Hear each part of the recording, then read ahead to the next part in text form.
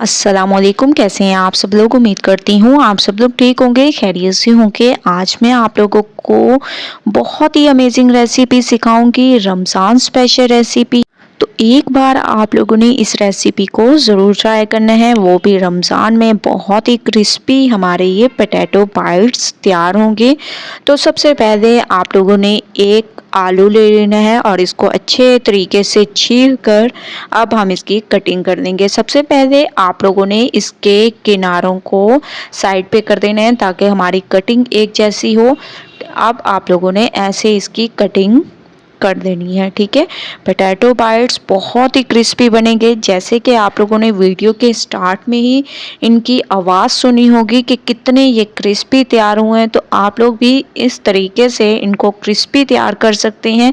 सबसे पहले आप लोगों ने कटिंग पे ध्यान देना है कि किस तरीके से आप लोगों ने इसकी कटिंग करनी है, और बहुत ही आसानी से आप लोग इसकी कटिंग कर सकते हैं। अगर तमाम कटिंग एक जैसी करेंगे तो बहुत ही खूबसूरती आएगी, वरना जो है खूबसूरती नहीं आएगी। जिनके भी सामने आप लोग इस पोटैटो बाइट्स को पेश करेंगे तो थोड़ा बहुत उनको अच्छा भी नहीं लगेगा कि कटिंग भी अच्छी नहीं कर सके, तो जायका क्या होगा। तो आप लोग कटिंग पे भी ज़रूर ध्यान दिया करें, ठीक है।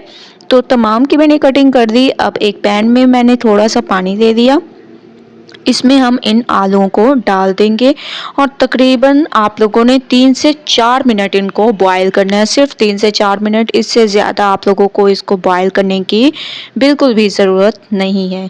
माशाल्लाह से 2 मिनट के बाद आप लोग देख रहे होंगे, अब मैं इसको थोड़ा सा हिला दूँगी। मज़ीद इसको 2 मिनट बॉईल होने देंगे, उसके बाद नेक्स्ट स्टेप करेंगे। मज़ीद 2 मिनट मैंने इनको बॉईल होने दिया है, तो फ्लेम को मैंने बंद कर दिया। अब हम इसका तमाम पानी निकाल देंगे, ठीक है। तो आप लोगों ने इसका तमाम पानी निकाल देना है ताकि कुकिंग प्रोसेस इसका रुक सके, और इसको अब ठंडे पानी में शिफ्ट करेंगे, ठीक है। तो इसको मैं ठंडे पानी में डाल रही हूँ ऐसे, ताकि ये थोड़े से ठंडे हो जाएं और जो कुकिंग प्रोसेस है इसका ख़त्म हो जाए। माशाल्लाह बहुत ही अमेजिंग तरीके से मैंने इसको ठंडे पानी में रख दिया था 5 मिनट के लिए। अब मैं तमाम को निकाल लूँगी। तमाम को मैंने निकाल दिया और इसका तमाम पानी मैंने अच्छे तरीके से छान लिए हैं, ठीक है।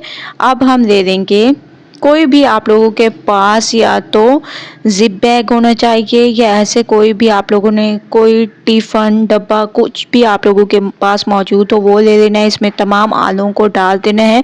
इसके बाद इसमें आप लोगों ने 1 चम्मच कॉर्नफ्लोर ऐड कर देना है, ठीक है। 1 चम्मच आप लोगों ने इसमें कॉर्नफ्लोर का ऐड कर देना है। अच्छे तरीके से मैंने इसमें कॉर्नफ्लोर ऐड कर दिया, तकरीबन 1 चम्मच। इसके बाद इसमें हम लोग डाल देंगे थोड़ा सा नमक, थोड़ी सी आप लोगों ने इसमें कुटी हुई काली मिर्चें ऐड कर देनी है, इससे भी टेस्ट बहुत ही अमेजिंग आएगा। अब आप लोगों ने ढक्कन को बंद कर देना है और बहुत अच्छे तरीके से हिलाना है, ठीक है। हिलाना बहुत अच्छे तरीके से है ताकि ये तमाम चीज़ें इन आलूओं के ऊपर कोट हो जाएं। तो आप लोगों ने इसको बहुत अच्छे तरीके से हिलाना है। माशाल्लाह से आप लोग देख रहे होंगे मैंने इसको बहुत अच्छे तरीके से मिक्स किया। अब हम इनको करेंगे फ्राई करने के लिए ऑयल का गर्म होना बहुत ज़रूरी है। तो जैसे ही आप लोग देखेंगे ऑयल गर्म हो चुका है तो आप लोगों ने इसको डाल देना, और अब आप लोगों ने उस वक्त तक छेड़छाड़ नहीं करनी जब तक कि ये अच्छे तरीके से पक ना जाए और इस खुद ही अपनी जगह ना छोड़ दें, ठीक है। डीप फ्राई भी कर सकते हैं, शैलो फ्राई भी कर सकते हैं, ये आप लोगों की मर्ज़ी पे डिपेंड करता है, ठीक है। ये देखें खुद ब खुद आलू ने अपनी जगह छोड़ना शुरू कर दिए हैं, तो इनको अच्छे तरीके से फ्राई कर देंगे। माशाल्लाह से कलर आना शुरू हो चुका है। बहुत ही अमेजिंग तरीके से मैंने इनको फ्राई किए हैं। आप लोग देख रहे होंगे कितना अमेजिंग इनके ऊपर कलर आ चुका है। तो तमाम को मैंने निकाल दिया। अब हम इसको एक प्लेट में निकाल देंगे। बहुत ही क्रिस्पी, बहुत ही अमेजिंग ये हमारी रेसिपी तैयार हुई है। पोटैटो बाइट्स बहुत ही ज़बरदस्त लगते हैं।